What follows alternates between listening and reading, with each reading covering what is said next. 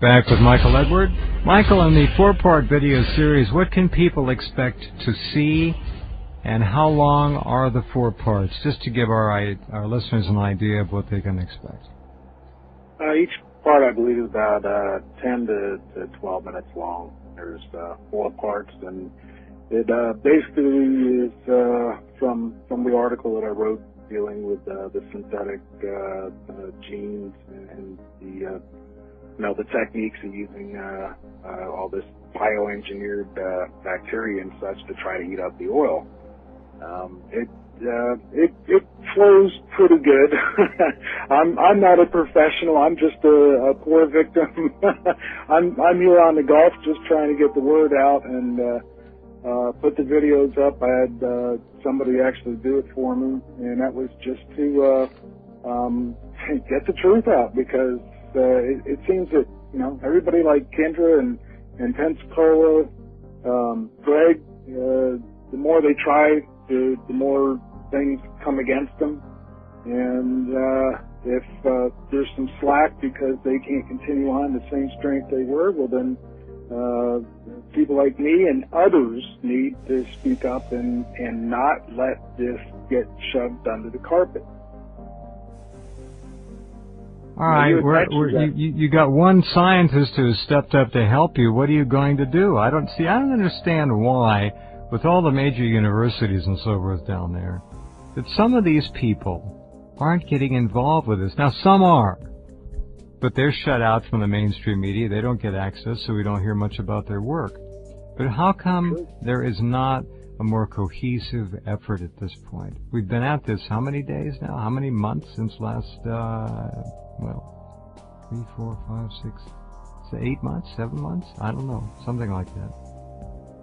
Well, part of the cover-up, like I said, it comes from the top, and it has the blessing of D.C. So a university to do that kind of testing, it's not going to happen because there won't be any federal funds for that university, guaranteed. I mean, honestly, follow the money. There's a definite cover-up going on because apparently, if we as people who live here were to find out the truth, I guess they seem to have a fear of how we're going to react. Me, I like to face things boldly, and I like the choice to be able to deal with it as long as I'm told the truth. Of course. A lot of people aren't that way, I'll admit that. Have you gone, excuse me, I didn't mean to interrupt you, but have you gone to any of your local, what big city do you live near? I'm not too far from Sarasota, I guess. All right. The biggest city. Have you gone to Sarasota and contacted the assignment editor, or even called the local ABC, NBC, and ABC and Fox affiliates and asked them if you can come and visit them?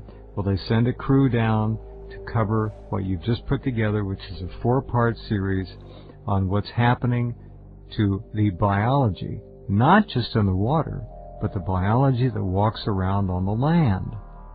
Like you folks in the newsroom. See? What are you doing about that? Anything? Are you able to get... If you call the assignment editors, and that's I've been in the business, that's the person you want to get in touch with, because they're always looking for hot stories. Unfortunately, their newscast is no better than the assignment editor for the most part. If he or she doesn't have much vision or has a myopic view of the world, that's what you're going to see on the news. And they're always worried about copying each other's, the competition as well, so they end up covering the same stories every day. But if you call them and put 4 or 5 facts down and say, look, this is happening, fax it to them, email it to them, and then say, I will call you back in 2 hours to find out what you had to say about it. What your thoughts are. I want to know what you feel about it. Put them on the spot. Pass them. That's a great suggestion, absolutely. Well, you got to press. You don't expect them to come to your door and say, gee, I guess you might have a hot story here. You push them. The assignment editor, that's where you go. I'm not waiting for anything. In fact, I know you're not. Amazed I found the time to even get the articles out. And I know, Greg. Here's the problem, Greg. Michael, here's the problem, and Greg has the same problem, Greg in Pensacola. It's a question of not knowing how to use the system. You need to become educated, not you, but all the activists down there. You've got to go to your local stations. You've got to press them. You must insist that the assignment editor give you a reason why this story is not going to be covered. And if that doesn't work, then you go over his or her head to the station general manager. And you say, I need to come in. I'd like to talk to you for 10 minutes when you have time. Say, here is what I have. Your people refuse to cover this. I'd like to know from you formally why they aren't.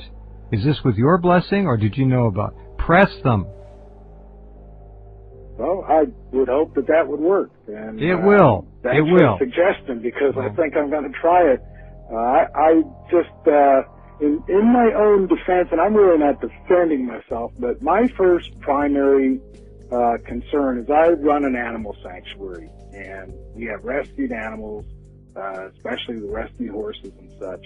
That takes up a lot of my time. Oh, I understand, and that's wonderful really, work that is do. my primary thing. And in the spare time, whenever that exists, is when I try to do the research about the golf, but then talk to friends and family and try to keep up with it. So what I'm showing, even that you had posted on your feature area about the Golf Blue Plague, as I call it, that's my part-time just to try to get something out to counter all the cover-up. You might want to also, if I might suggest, Tom did have a good idea, rename it the BP plague. That's what's got to stick. It'll have much more of a bite, and I think it might serve you better. Now, fortunately, all of this work you're doing to try to alert the public pays so well that you have all the time in the world to do it.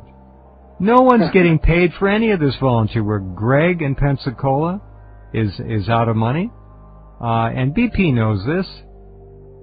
They can give $500,000 to this tourist agency or that chamber of commerce, and then it's disgusting. And yet the heroes like you and Greg and all the others, and there aren't that many, get nothing. But BP knows this, and they know you're going to tire out in time. They know you're going to burn out. They know they own the game. They own the administration. What administration? In Washington? I don't know. It's pathetic. So anyway, you had mentioned hurricanes. I just real quick want to put that in before your hour's over here. Got 3 minutes. The hurricanes aren't coming here, and you made a point of showing that. Have you also looked at the jet stream to see how it comes from the west coast, goes towards the Great Lakes, and heads straight south? And it's been doing that for well over 5 weeks. And it runs the jet stream down into the Gulf of Mexico, and then it comes back up again and goes off on the eastern seaboard.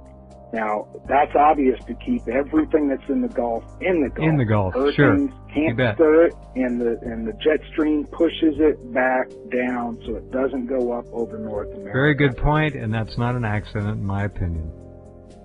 Well, no coincidence. Saying, wherever the Gulf wind blows and wherever the Gulf water flows, you're going to find out what it is. Well, that's a good point. I hadn't watched it, but I'm not surprised. See, the technologies that the black ops people have are 40 and 50 years ahead of what we know about. And at least. And that's conservative, but it just is a rule of thumb. Now, what does that mean to the average person? Look how fast the technology we're sitting on. It's like a runaway locomotive already. And where is it going to be in 5 years? Where is it going to be in 3 years? It's exploding. The field of nanotechnology exploding. Who's controlling it all? I don't think it's being controlled by everyone in terms of a collective controller organization. I think it's basically on its own in some ways, and one of the easiest things to be done with nanotech is something very, very unpleasant. That's to create a little self-replicating robot that has as its number one and only function the destruction of human living cells. This is very easy to do. We don't know the results of how that nanotech science and synthetic biology, it hasn't been studied long enough, even though Yes, it's been out there, and synthetic stuff has been there for quite a while, even though they've just announced it in the past few years. But Jeff, we don't know how that reacts with everything in the entire biodiversity. We have no idea of the effects. Now we're going to find out in the Gulf of Mexico. Absolutely correct. Michael, thank you for doing what you're doing. Consider changing that to the BP plague just for fun. I don't know. I'll give it a thought. And take that with you because when you go to the assignment editor and say BP plague, they'll probably say, what do you mean? And if you say Gulf blue plague or something like that, it doesn't have the bite. These people are sensationalists, so you might catch them in that regard. I'm just throwing a few ideas out there, but good luck and go after them, because they're not going to come knocking on your door. You gotta really get them and force them to listen to you.